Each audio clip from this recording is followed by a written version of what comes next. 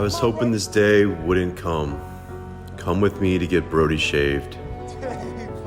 Now Brody is known for his long, beautiful coat, but what you guys don't know is the maintenance that is required to keep this coat. He gets professionally groomed every 2 weeks, and in between sessions, I have to continuously brush him. Now we've been doing quite a bit of traveling, and I've sort of fallen behind on my brushing, so